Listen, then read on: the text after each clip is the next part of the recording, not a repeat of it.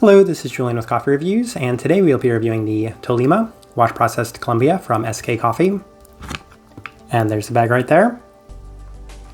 And SK, based out of St. Paul, Minnesota, and they were originally a suggestion to us by Maddie Tees. So shout outs to and thank you to Maddie for the suggestion. This is their second time appearing on this channel, as we recently reviewed a wash processed Papua New Guinea that was brewed by Blue Sparrow Coffee when we were out in Denver, Colorado. And we discussed that briefly in a video that followed, and in the comments to that video as well, that one wasn't necessarily the best impression of that coffee specifically, as I felt like they might have been at the end of that coffee when they served it to us, because I went back a couple of days later and was a lot more impressed by the coffee the second time around. Regardless, we were always planning on picking up a bag of their coffee and reviewing it, and the Colombia always sounded like a safe choice, and as a result, we just opted to go with it. So looking forward to discussing it, as this right here is day 32 of this coffee. And recipe we went with for this coffee was our standard recipe, a 16:1 water to coffee ratio, brewed at 205 degrees Fahrenheit, and I like this one best through the V60, which indicates a more medium fine grind. Roast profile is really interesting because I automatically assumed going into this would be a very light medium American sort of coffee. However, they list on here that it's on their smooth offerings, so they have 4 different kinds of flavor categories, and I kind of assumed that the smooth would mean a little bit more developed. However, this coffee brewed a little lighter than that, so it just brewed a little lighter on the light medium side of things. So that's the roast profile I went with, but with all of that out of the way, let's go ahead and start discussing this coffee. Day 18, first impression, and it was a surprisingly pleasant start to the coffee, as it was very chocolate sweet forward. So again, I was kind of thinking maybe this would be a little bit more tame crowd pleaser of a coffee, but the chocolate that was coming from it was on the sweeter side of things, which was a very pleasant start. There was a fair bit of brightness to it as well. That was kind of contrasting that much more sweet chocolate, and it was very reminiscent of some citrus as well, a brighter citrus, not too surprising. As a result, it was balanced quite nicely, and it left a very positive first impression due to the fact that the balance was just really nice in this coffee. Day 19, another surprisingly nice day, as it's pretty clean with a fair bit of a sweeter citric aspect to the cup as well. So those two things noted in abundance, and by far the two most pronounced characteristics to this cup of coffee. Not quite as good through the Chemex brewing it the second time around, but still a very nice and clean cup of coffee, so still very enjoyable. We continue on to day 20, as it's another clear and defined day, as it has a very distinct chocolate forward sort of base to it. And that's something that can get lost. Sometimes there's just an undefined chocolate aspect to it. This one had a little bit more of a sweeter milk chocolate base to it. I think they list cacao on here as well, and I could see that, but this one just had a little bit more of that chocolate bar, sort of milk chocolate bar to it. So as a result, really enjoying this coffee, as it is on the sweeter side of that end, also on the sweeter side of the citrus, especially within the finish. It's kind of sandwiched, chocolate, lemon, chocolate in that way, and the lemon still comes out a little bit more sweet in that citric aspect. Positive. Day 21, pretty consistent to this point. Haven't made too many adjustments, mostly because the coffee has been working well, hence the reason we stuck with this recipe, but it's significantly lighter than expected. Body, but in its place is the consistent, wonderful clarity. Direct, very even, and well balanced. So just kind of a pretty straightforward cup of coffee, not too much deviation within the experience. Day 22, yeah, we ran this coffee 5 days in a row, and we'll continue to highlight the balance and consistency to the cup, as it does have that sweeter chocolate aspect in the start, lingering throughout with an intermediary but pronounced citric aspect, pleasantly clean in the finish as well. Finishes off pretty even too, so all of those things pretty nice for this coffee.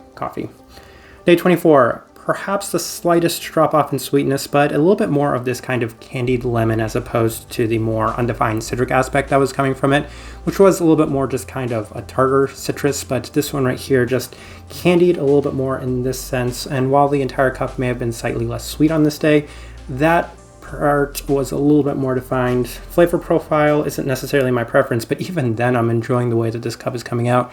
It's pretty well documented at this point. I'm not the biggest fan of citrus, I'm not the biggest fan of chocolate, but I think just how defined both of these characteristics were in this coffee was one of those things where I can appreciate it if it is in this more clear aspect.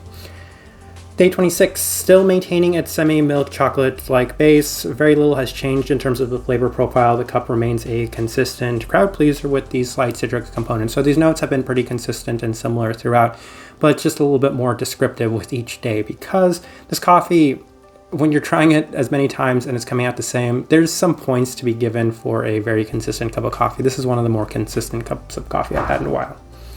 Day 28, final day to the cup, and little has changed. Credit to the balance being in this cup of coffee with the primary components, as the chocolate base continues to be complemented by the citric vibrancy in equal abundance. Very nice, and not too much to add on that final day. All right, let's go ahead and put up the tasting wheel so you can see what we were getting. And a lot of level 4s, so let's go through those real quick. The cleanliness, level 4. That was a huge selling point to me on this coffee. It's a very clean cup of coffee. It's not one of those that are overly defined. Like the coffee this kind of reminds me of was that Guatemala we reviewed from the barn a while ago, in the sense that that was so clean, it earned the rare distinction of being a level 5 for cleanliness, despite the fact that it wasn't a geisha coffee. That is extremely rare. Seeing this at a level 4 mark, and it was on the slightly higher side of the level 4 for what it is a huge positive for this coffee. Finish level 4, while it is a even and clean finish, it does have a lot of brightness to it, hence the reason the finish is a little bit higher. Sweetness, level 4, it was always sweet throughout, even when it had a slight bit of a drop off, and it's back to being prominent on this day again. Sweetness was definitely still there within this cup of coffee, so credit to them on the sweetness, as well as the chocolate and citrus, which are the two things we've been discussing the most. Those never waned or deviated in any sense, so chocolate level 4, citrus level 4, very consistent throughout the time drinking it. Acidity, moderate at level 3. It can feel maybe a little higher, slightly higher side of that level 3, but even then I think it's just well done because it's in secondary comparison to that sweetness. So I really like that in there. It's very pleasant actually within this cup of coffee. Body level 2, yeah, I'm actually going to do something different and take a little sip here. Yeah, it is a little lighter bodied still, and that's always been kind of interesting to me given that it is a Colombian coffee, and I might have expected it to be maybe a little bit more medium bodied, but it does have a lighter bodied feel to it. What I keep thinking a lot of the time drinking this coffee is like a lemon lime soda, because it does have a very slight herbality to it, hence the florality being at that level 2 mark. So very much reminds me of something like a Sprite or a 7-Up. Let's see here, anything else in this tasting wheel worth noting? Not really. I think that the coffee did a really good job of kind of accentuating and making this one of those easier to create tasting wheels. So I like the way that it looks. All right, so my overall thoughts and impressions of this coffee. I think for a very safe coffee, they did an exceptional job, and it definitely exceeded my expectations. This isn't something that I'm going to say is one of my favorite coffees of all time, but I think when we're putting it in a very specific category of these very standard, tame, South American coffees, especially Colombian coffee, it did an excellent job, like a magnificent job, as it came out with so many more aspects in a defined sense than I think I might have expected for something like this, as typically my biggest grievance with them is that they can be a little too boring, tame, and similar to a lot of other coffees, but this one right here had enough aspects that stood out on their own that it ended up being one of the more enjoyable Colombians I've had in a while.